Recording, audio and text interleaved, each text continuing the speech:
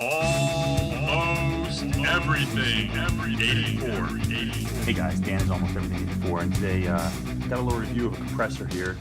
I'm going to show you filling up some tires. So this thing comes with a bunch of things. You get your case, which is always nice, otherwise everything gets all over the place.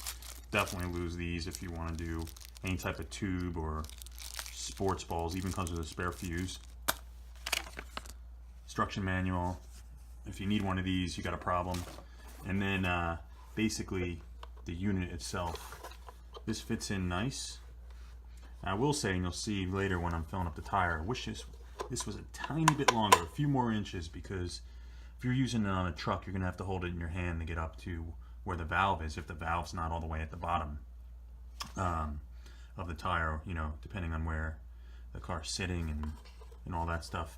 And then, you know, this thing, so this is going to run off 12 volt.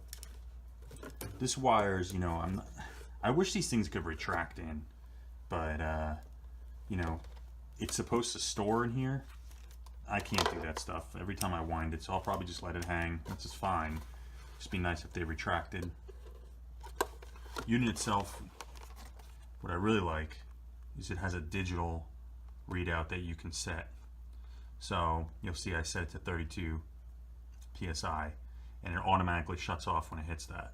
It also has a built-in light, so if you're doing it at night, this thing pops on to kind of let you see where the valve stem might be. I like that as well. And everything, like I said, fits right in the case. We just did it before and it works 100%, so.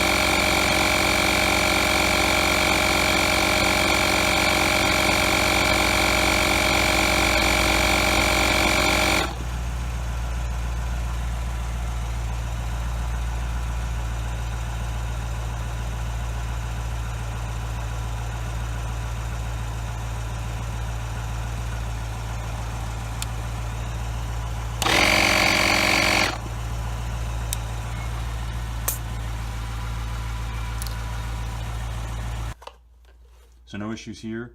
Could certainly recommend it because it works, and I wanted something, you know, that was pretty cheap and could throw in the back of the trunk, and it's at the size of my hand. So hope this helps. Thanks.